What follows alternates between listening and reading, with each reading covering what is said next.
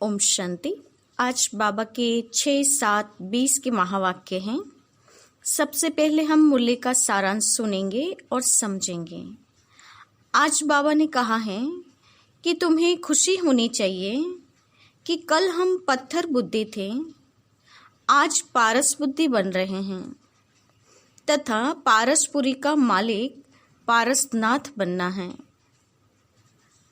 आगे बाबा ने बताया कि निश्चय बुद्धि बच्चे सदा अच्छी रीति पढ़कर बुद्धि की रेस बाप की तरफ दौड़ाते हुए सतोप्रधान बन जाते हैं और संशय बुद्धि बच्चे लंगड़ाते हुए चलेंगे और पीछे रह जाएंगे, जिनकी तकदीर खुलने में फिर टाइम लग जाएगा। तुम रूहानी सोशल वर्कर हो, तुम रूहों को समझाते हो। यहाँ रूहें पड़ती हैं। देह अभिमान में आकर कर्म करने से विकर्म बनते हैं और एक विकर्म का बोझ 100 गुना पड़ जाएगा और हड़गुड़ टूट जाएगी। बाप गरीब निवाज हैं, इसलिए बाप की नज़र पहले गरीब बच्चों की तरफ जाती है। गरीब बच्चे बाप से विश्व की बादशाही की भीख लेते हैं। आत्मा परमात्मा का यहाँ मेला लगता है।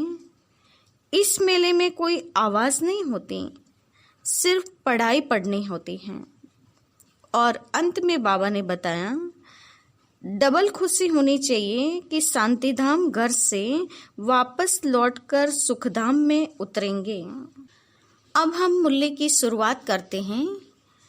मूल्य का टाइटल है मीठे बच्चे सदैव खुशी में रहो कि हमें कौन पढ़ाता है, तो यह भी मन मना भव है। तुम्हें खुशी है कि कल हम पत्थर बुद्धि थे, आज पारस बुद्धि बने हैं। आज का प्रश्न है तकदीर खुलने का आधार क्या है? तकदीर खुलने का आधार क्या है? बाबा ने उत्तर बताया तकदीर खुलने का आधार है निश्चय। अगर तकदीर खुलने में देरी होगी तो लंगड़ाते रहेंगे। निश्चय बुद्धि अच्छी रीति पढ़कर गैलप करते रहेंगे। कोई भी बात में संशय है तो पीछे रह जाएंगे। जो निश्चय बुद्धि बन अपनी बुद्धि को बाप तक दौड़ाते रहते हैं, वह सतोप्रधान बन जाते हैं। बाबा ने कहा जो निश्चय बुद्धि बच्चे हैं वो बुद्धि की डोर बाप की तरफ लगाते हुए सतोप्रधान बन जाएंगे। ओम शांति। स्टूडेंट्स सब स्कूल में पढ़ते हैं तो उनको यह मालूम रहता है कि हमको पढ़कर क्या बनने का है। मीठे मीठे रूहानी बच्चों की बुद्धि में आना चाहिए कि हम सतयुग पारसपुरी के मालिक बनते हैं। इस देह के संबंध आदि सब छोड़ने हैं। अब हमको पारसपुरी का मालिक पारसनाथ बनना है। सारा दिन यह खुशी रहनी चाहिए। समझते हो पारसपुरी किसको कहा जाता है? वहाँ मकान आदि सब सोने चांदी के होते हैं। यहाँ तो पत्थरों ईंटों के मकान हैं। अब फिर तुम पत्थर बुद्धि से पारस बुद्धि बनते हो। पत्थर बुद्धि को पारस बुद्धि जब पारसनाथ बनाने वाला बाप आए तब बनाए ना। तुम यहाँ बैठे हो, जानते हो हमारा स्कूल ऊंचे ते ऊंच है। इससे बड़ा स्कूल कोई होता नहीं। इस स्कूल से तुम करोड़ पदम भाग्यशाली विश्व के मालिक बनते हो, तो तुम बच्चों को कितनी खुशी रहनी चाहिए। इस पत्थरपुरी से पारसपुरी में जाने का यह पुरुषोत्तम संगम युग है। कल पत्थर बुद्धि थे, आज पारस बुद्धि बन रहे हैं।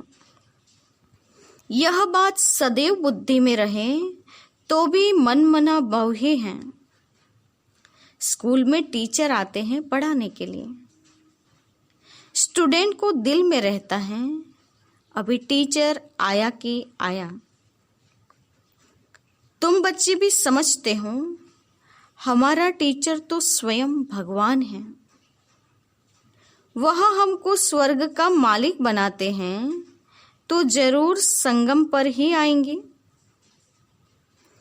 अभी तुम जानते हो मनुष्य पुकारते रहते हैं और वह यहाँ आ गए हैं। कल्प पहले भी ऐसे हुआ था, तब तो लिखा हुआ है विनाश काले विपरीत बुद्धि, क्योंकि वह है पत्थर बुद्धि। तुम्हारी है विनाश काले प्रीत बुद्धि। तुम पारस बुद्धि बन रहे हो, तो ऐसी कोई युक्ति निकालनी चाहिए जो मनुष्य जल्दी समझे। यहाँ भी बहुतों को ले आते हैं तो भी कहते हैं शिव बाबा ब्रह्मा तन में कैसे पढ़ाते हैं, कैसे आते होंगे। कुछ भी समझते नहीं हैं। इतने सब सेंटर्स पर आते हैं, निश्चय बुद्धि है ना। सब कहते हैं शिव भगवानुवाच, शिव ही सभी का बाप है। कृष्ण को थोड़ी सबका बाप कहेंगे। इसमें मूंझने की तो बात ही नहीं, परंतु तकदीर देरी से खुलने की है तो फिर लंगड़ाते रहते हैं। कम पढ़ने वाले को कहा जाता है या लंगड़ाते हैं। संशय बुद्धि पीछे रह जाएंगे। निश्चय बुद्धि अच्छी रीति पढ़ने वाले आगे गैलप करते रहेंगे। कितना सिंपल समझाया जाता है, जैसे बच्चे दौड़ी लगाकर निशान तक जाकर फिर लौट आते हैं। बाप भी कहते हैं बुद्धि को जल्दी शिव बाबा के पास दौड़ाएंगे तो सतो प्रधान बन जाएंगे। यह समझते भी अच्छा है। तीर लगता है फिर बाहर जाने से खलास हो जाते हैं। बाबा ज्ञान का इंजेक्शन लगाते हैं तो उसका नशा चढ़ना चाहिए ना, लेकिन चढ़ता नहीं है। यहाँ ज्ञान अमृत का प्याला पीते हैं तो असर होता है, बाहर जाने से ही भूल जाते हैं। बच्चे जानते हैं ज्ञान सागर, पतित पावन सद्गति दाता, लिबरेटर एक ही बाप हैं। वही हर बात का वर्षा देते हैं। कहते हैं बच्चे तुम भी पूरे सागर बनो। जितना मेरे में ज्ञान है उतना तुम भी धारण करो। शिव बाबा को देह का नशा नहीं है। बाप कहते हैं बच्चे हम तो सदैव शांत रहते हैं। तुमको भी जब देह नहीं थी तो नशा नहीं था। शिव बाबा थोड़ी कहते हैं यह हमारी चीज है। यह तन लोन लिया है। लोन ली हुई चीज अपनी थोड़ी हुई। हमने इनमें प्रवेश किया है थोड़े टाइम के लिए, सर्विस करने अर्थ। अभी तुम बच्चों को वापस घर चलना है, दौड़ी लगानी है भगवान से मिलने के लिए। इतने यज्ञ तप आदि करते रहते हैं, समझते थोड़ी हैं कि वह मिलेगा कैसे। समझते हैं कोई न कोई रूप में भगवान आ जाएगा। बाप समझाते तो बहुत सहज हैं। प्रदर्शनी में भी तुम समझाओ। सतयुग त्रेता की आयु भी लिखी हुई है, उसमें 2500 वर्ष तक बिल्कुल एक्यूरेट है। सूर्यवंशी के बाद होते हैं चंद्रवंशी। फिर दिखाओ रावण का राज्य शुरू हुआ और भारत पतित होने लगा। द्वापर कलयुग में रावण राज्य हुआ। तिथि तारीख लगी हुई है। बीच में रखो संगम युग। रथी भी जरूर चाहिए ना। इस रथ में प्रवेश हो बाप राजयोग सिखाते हैं, जिससे यह लक्ष्मी नारायण बनते हैं। किसको भी समझाना तो बहुत सहज है। लक्ष्मी नारायण की डिनाइस्टी कितना समय चलती है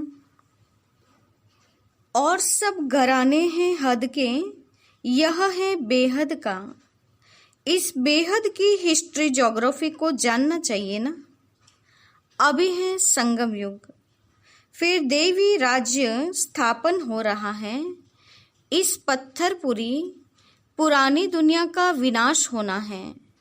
विनाश न हो तो नई दुनिया कैसे बनेगी। अब कहते हैं न्यू दिल्ली। अभी तुम बच्चे जानते हो न्यू दिल्ली कब होगी। नई दुनिया में नई दिल्ली होती है। गाते भी हैं जमुना के कंठे पर महल होते हैं। जब इन लक्ष्मी नारायण का राज्य है तब कहेंगे न्यू दिल्ली, पारसपुरी। नया राज्य तो सतयुग में लक्ष्मी नारायण का ही होता है। मनुष्य तो यह भी भूल गए हैं कि ड्रामा कैसे शुरू होता है, कौन कौन मुख्य एक्टर्स हैं, वह जानना चाहिए ना। एक्टर्स तो बहुत हैं, इसलिए मुख्य एक्टर्स को तुम जानते हो। तुम भी मुख्य एक्टर्स बन रहे हो। सबसे मुख्य पार्ट तुम बजा रहे हो। तुम रूहानी सोशल वर्कर्स हो। बाकी सब सोशल वर्कर्स हैं जिस्मानी। तुम रूह को समझाते हो। पढ़ती रूह है। मनुष्य समझते हैं जिस्म पढ़ता है। यह किसी को भी पता नहीं है कि आत्मा इन आर्गन्स द्वारा पढ़ती है। हम आत्मा बैरिस्टर आदि बनता हूं। बाबा हमको पढ़ाते हैं। संस्कार भी आत्मा में रहते हैं। संस्कार ले जाएंगे, फिर आकर नई दुनिया में राज्य करेंगे। जैसे सतयुग में राजधानी चली थी वैसे ही शुरू हो जाएगी। इसमें कुछ पूछने की दरकार नहीं रहती। मुख्य बात है देह अभिमान में कभी नहीं आओ। अपने को आत्मा समझो। कोई भी विकर्म नहीं करो। याद में रहो, नहीं तो एक विकर्म का 100 गुणा हो जाएगा। हड़गुड़ एकदम टूट जाते हैं। उसमें भी मुख्य विकार है काम। कई कहते हैं बच्चे तंग करते हैं, फिर मानना पड़ता है। अब यह कोई पूछने का नहीं रहता। यह तो छोटा पाई पैसे का पाप कहेंगे। तुम्हारे सिर पर तो जन्म जन्मांतर के पाप हैं। पहले उनको तो भस्म करो। बाप पावन होने का बहुत सहज उपाय बताते हैं। तुम एक बाप की याद से पावन बन जाएंगे। भगवान उवाच बच्चों प्रति, तुम आत्माओं से बात करता हूं और कोई मनुष्य ऐसे समझ न सके। वह तो अपने को शरीर ही समझते हैं। बाप कहते हैं मैं आत्माओं को समझाता हूं। गाया भी जाता है, आत्मा और परमात्मा का मेला लगता है। इसमें कोई आवाज आदि नहीं करनी है। यह तो पढ़ाई है। दूर दूर से आते हैं बाबा के पास। निश्चय बुद्धि जो होंगे उनको जोर से कशिश होगी आगे चलकर। अभी इतनी कशिश कोई को होती नहीं, क्योंकि याद नहीं करते हैं। मुसाफिरी से जब लौटते हैं, घर के नजदीक आते हैं तो मकान याद आएगा, बच्चे याद आएंगे। घर पहुंचते ही खुशी में आकर मिलेंगे। खुशी बढ़ती जाएगी। पहले पहले स्त्री याद आएगी, फिर बाल बच्चे आदि याद आएंगे। तुमको याद आएगा कि हम घर जाते हैं, वहाँ बाप और बच्चे ही होते हैं। डबल खुशी होती है। शांतिधाम घर जाएंगे, फिर आएंगे राजधानी में। बस याद ही करना है। बाप कहते हैं मन मना भव। अपने को आत्मा समझ बाप और वर्षे को याद करो। बाबा तुम बच्चों को गोल गोल बनाकर नैनों पर बिठाकर साथ ले जाते हैं, जरा भी तकलीफ नहीं। जैसे मच्छरों का झुंड जाता है ना, तुम आत्माएं भी ऐसे जाएगी बाप के साथ। पावन बनने के लिए तुम बाप को याद करते हो, घर को नहीं। बाबा की नजर पहले पहले गरीब बच्चों पर जाती है। बाबा गरीब निवास है ना। तुम भी गांव में सर्विस करने जाते हो। बाप कहते हैं मैं भी तुम्हारे गांव को आकर पारसपुरी बनाता हूं। अभी तो यह नर्क पुरानी दुनिया है, इनको जरूर तोड़ना पड़े।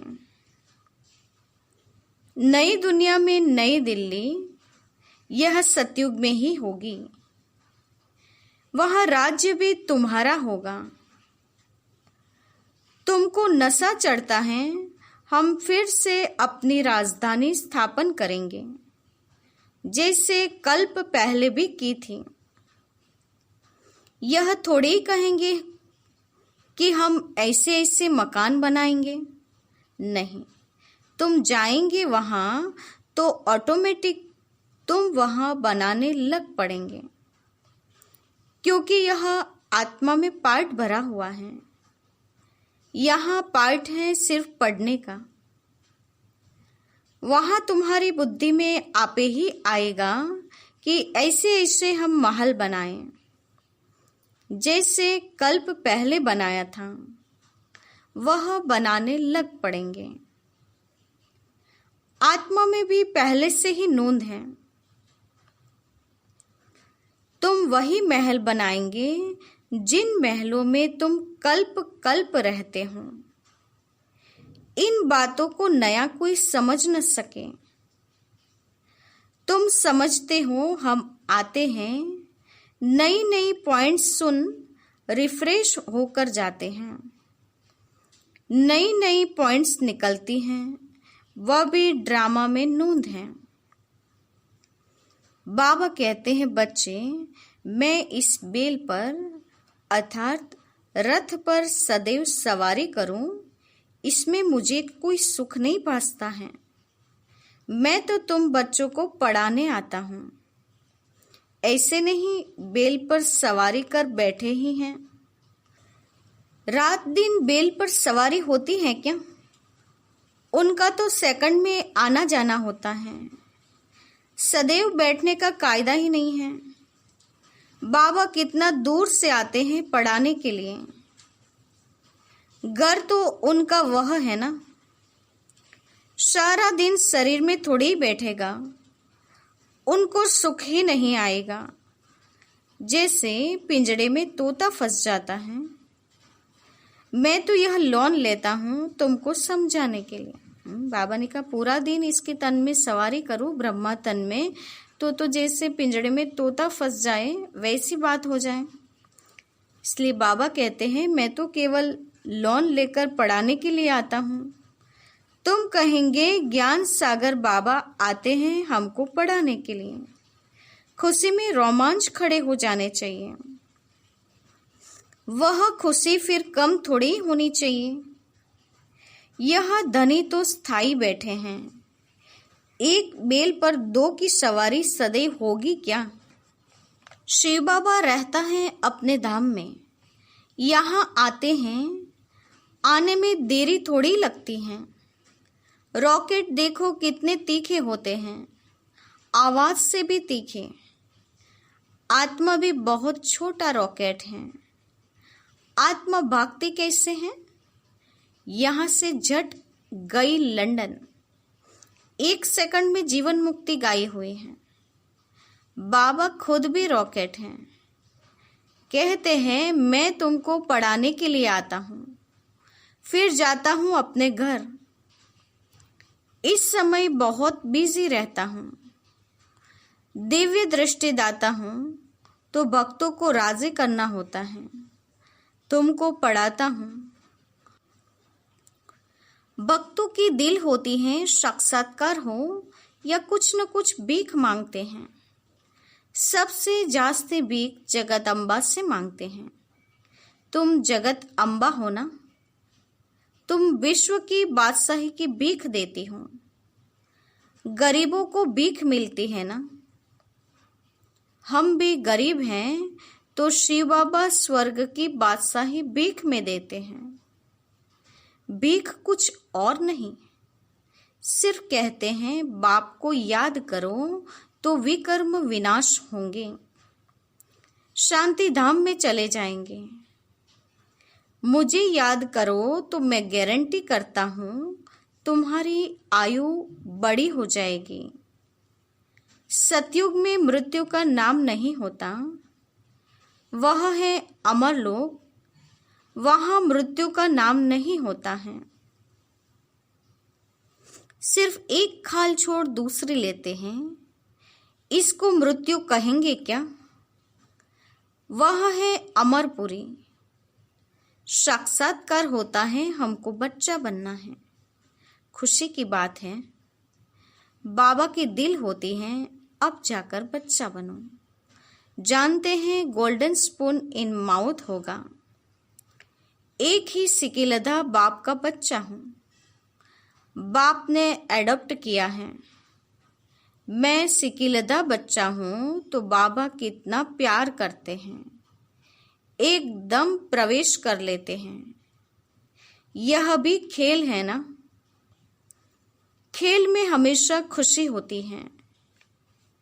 यह भी जानते हैं जरूर बहुत बहुत भाग्यशाली रथ होगा जिसके लिए गायन है ज्ञान सागर। इनमें प्रवेश कर तुमको ज्ञान देते हैं। तुम बच्चों के लिए एक ही खुशी बहुत है, भगवान आकर पढ़ाते हैं। भगवान स्वर्ग की राजा स्थापन करते हैं। हम उनके बच्चे हैं तो फिर हम नरक में क्यों हैं? यह किसकी भी बुद्धि में नहीं आता है। तुम तो भाग्यशाली हो जो विश्व का मालिक बनने के लिए पढ़ते हो। ऐसी पढ़ाई पर कितना अटेंशन देना चाहिए। बाबा ने कहा ऐसी पढ़ाई पर कितना अटेंशन होना चाहिए। अच्छा, मीठे मीठे सिकिलधे बच्चों के प्रति माता पिता बाप दादा का याद प्यार और गुड मॉर्निंग। रूहानी बाप के रूहानी बच्चों को नमस्ते।